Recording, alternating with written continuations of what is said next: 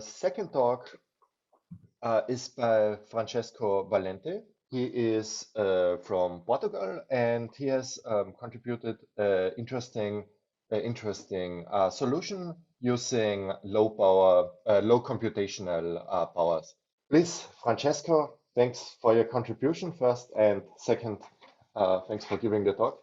So hi everyone, I'm Francisco Valente, and I will present my proposed solution for the competition that is based on the use of resource approaches that require low computational power. Basically, in order to solve the propose a solution for the competition, I had only access to my two personal computers, and both have very little capacity in terms of processor and RAM memory and so on. And as we know, this is a kind of a big data problem with a very large semantic network, which in principle requires high computing. So here my approach was to ask if it was possible from a machine learning point of view to use approaches based only on methodologies that require low computation. And therefore, my methodology will all based on that, and each step that I will present next took that limited resources into consideration. So first of all, this is a semantic network with a lot of data, and it was necessary to select a shorter period for the training procedure. Okay. So in order to select that training period, I analyzed the tutorial results.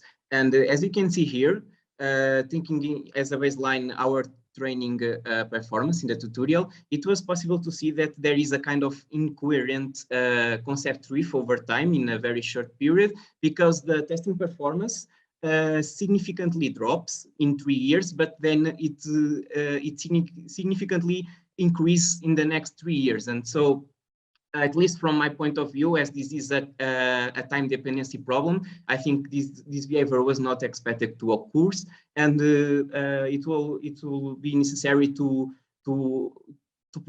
execute a further analysis to understand why this happens, in order to get more insights about the growth of the semantic network. However, for the sake of this competition only, I think that what the tutorial results can inform us is that the training period used in the tutorial, 2009 to 2011 years, can achieve a very good performance to predict our test data set, the 2020 predictions. So I selected the same training period that was used in the tutorial.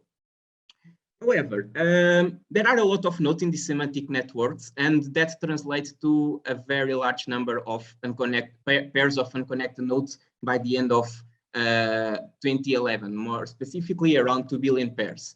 So it was necessary to execute an undersampling. And first of all, I verified that the baseline used in the tutorial of considering only nodes with a minimal degree of 10 allowed to significantly reduce the set of pairs of nodes while maintaining nodes that are topological rich, that is, that have many neighbors. So I performed that undersampling, but still 94 millions of pairs were still a lot for my available resources, and I had to perform a second undersampling that was basically a balancing step where I selected all the positive pairs. This is the ones that will be connected at the end of 2014, and I randomly selected the same number of negative pairs, and that led to my final training data set of around 1 million pairs. Of course, as you can see here, this is a very small part of the possible number of pairs, but that was necessary taking into consideration the limited resources. So this is a link prediction scenario. So typically there are 3 types of features that we can use: node attribute, topological, and latent. About the first ones, the node attribute, they were not available in this semantic network. And about the last group, the latent features, typically the algorithms that that produce those features require high-order algorithms to generate embedding vectors. More specifically, they require to know the entire semantic network. So, due to the resources limitations I had, I was not possible to compute those kind of features. In fact, I tried some methods like PageRank and Not2Vec, but I found that it was totally infeasible to compute them. So basically, I could only use topological features. So in order to obtain a set of features, I read the literature where similar problems were considered, and I got a total of 12 features that are presented here, and they are all low order ones, all first order or second order. And of course, this is good because it is required to know only the neighborhood of each pair of nodes instead of the entire semantic network. So those features were computed for each year of the training period, and then all the features of each one of those years was aggregated into a single data set. Furthermore, using univariate statistical analysis tests, I verified that all those features presented high correlation with the targets. So I got the features, but there were two problems, let's say, because some features that I presented before are computed using in a similar way. And moreover, some of those features are computed for the same pair of nodes, considering only 1 year of difference, the 29 to 2011. So it is expected, due to those reasons, to have features that are highly correlated. In fact, I computed the Pearson correlation coefficient, and I found some groups, more specifically 7 groups, where all the features are very correlated. As you can see here, for example, group 5 and group 7, we even have like 9 features that are all very correlated between them. Okay. So, based on that, I performed a dimensionality reduction using PCA, principal component analysis. That is basically a linear transformation of the correlated feature. This table here presents the explained variance ratio of the first component of PCA for each one of those groups. And as you may observe, the explained variance is larger than 92% for all the groups. This suggests that this single component of each group can be used to represent the features in those groups.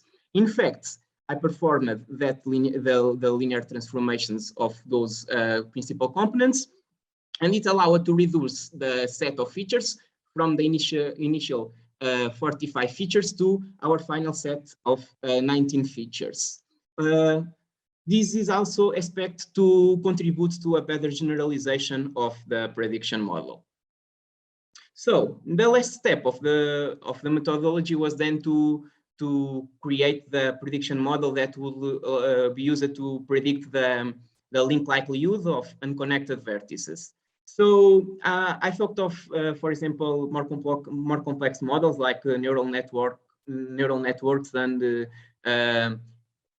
models that taking into consideration the temporal relations, like, for example, recurrent-based neural networks. But again, due to the resources limitations, I used only more simple methods, more specifically the ones that are presented here: logistic regression, KNN, random forest, and a simple multi-layer perceptron.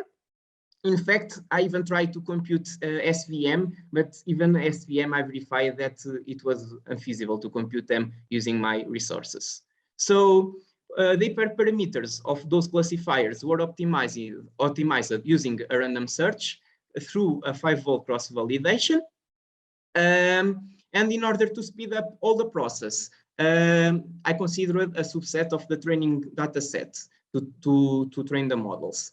More specifically, the random forests and the multi-layer perceptron models. As they have a lot of parameters to optimize, I performed a second round of optimization around the parameters that were chosen in the first round. Then I selected the best classifier, the one that presented a better training performance in terms of 5-volt cross-validation.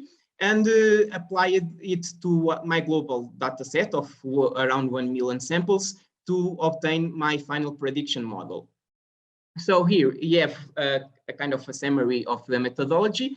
After extracting the topological features for both training and test data sets, I applied the PCA to obtain linear transformations of correlated features.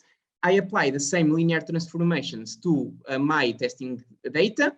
And of course, at the end, I use the best prediction model to generate my test predictions, the 2020 links predictions.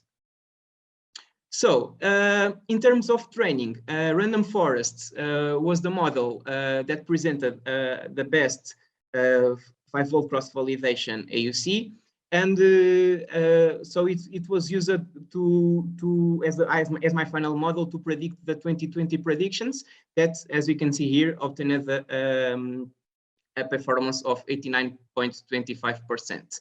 I also considered to use an ensemble of the 4 classifiers, but I verified that it didn't bring improvements to the performance, and so I used only the random forest. So I will present now some final remarks about the importance of features given by the random forest. The feature that presented the highest importance was the groups of correlated features, the group 7 that is composed by the endemic other resource allocation and preferential attachment features. As it presented here, it had more than the double of the importance of the second highest ranked features. Here we have the contributions of each one of those features to my linear transformation. And as you can see here, PA, preferential attachment, is the one that presents larger weights. And I think it's interesting to see that the group that includes preferential attachment as the more important feature is this one, because I briefly analyzed the papers of the other participants, and I think is the paper of the K-Link team, the João Moutinho's team, that say by using more theoretical ways that preferential attachment indeed is expected to have a significant contribution to this semantic network. Another remark is that, as you probably remember, as I mentioned in the beginning, I considered only a very small part of the initial data set, and this suggests that if I have the resources to consider a much larger data set, it probably will lead to a better predictive performance. In fact, I trained the same classifier in a smaller data set, and I verified that a drop in the performance, predictive performance occurs. Again, this suggests that using more data will probably lead to an improvement of AUC. And my final remark is related to some improvements that will be made if I have access to more computational power, namely, as I already mentioned, the use of much larger number of pairs of nodes, then also incorporating latent features obtained with embedding methods with the topological ones that I extracted, and also if node attributes were available, to include them as well. And lastly, to consider more complex classification models, namely the ones that take into consideration temporal relations. And that's all, and I will thank the IARAI team for the very interesting competition. And if you have any question, feel free to ask.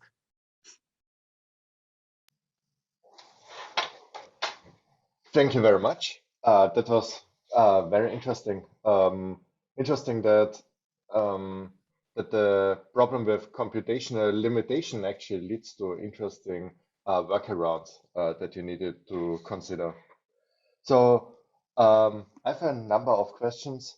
Maybe first, I didn't understand what the geometric similarity is. Could you maybe explain that? I knew the others, but maybe I just know it under a different name. Okay, okay. I need to look closely to the definition, but I know it is similar. Like all these features are not different from each other. I know geometric, as the name says, it's a geometric, but it's basically it takes the number of common neighbors between the two nodes in the pair, and then it is divided by the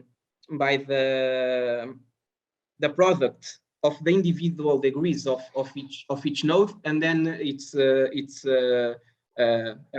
ratio. And then it's performed a square of that ratio. Okay. Thanks. So I also see other questions in the chat by Jinyu. Hi, thanks for your great talk. Could you tell us how much time it took you to compute the group 7 features on the full data set? To compute the, sorry? Group 7 features. I think you listed it. Yeah. So basically, the features itself are the ones that take time to extract. But I think that probably is talking about the process of perform the linear transformation, and that step it's very fast. Sorry? I'm saying that if I understood well, Yes. you was asking about how long it takes to compute Yes. the. Yeah, exactly. Yes, for the whole data set or the set that you computed. Okay, so these ones, the initial features, for 1 million. I'm not so sure because basically the computer ran it during the night and I was verified, but it takes a lot of hours. I don't know how many, but probably I would say, I don't know, 6-7 hours probably, if not more, not more. Okay, I see. So then there's another question. Hi, Francesca. Parabens for the results. That's out of curiosity. How did you define your PA feature? Usually in link prediction, it's the product of the degrees, I think. But in my case, I had to use the sum of the degrees to score incoming nodes, as the product would give 0. I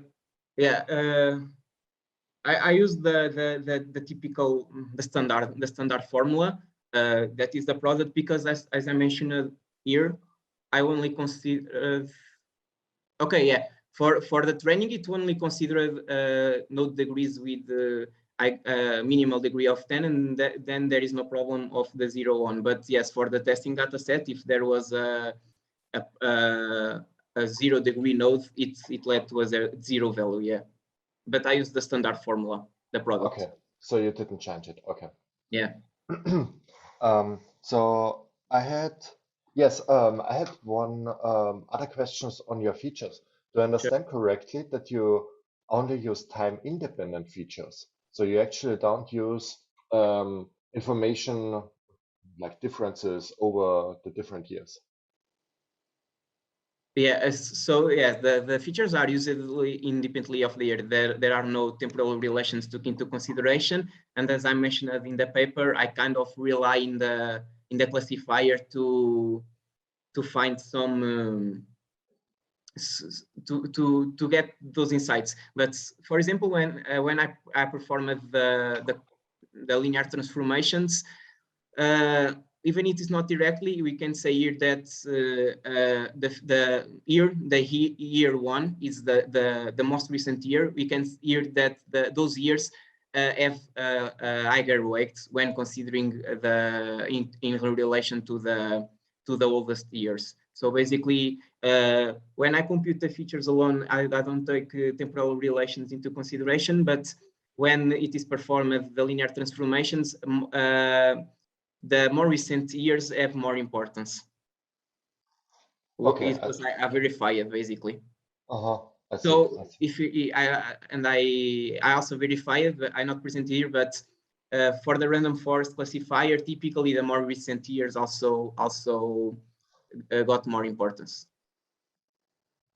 Okay, I see.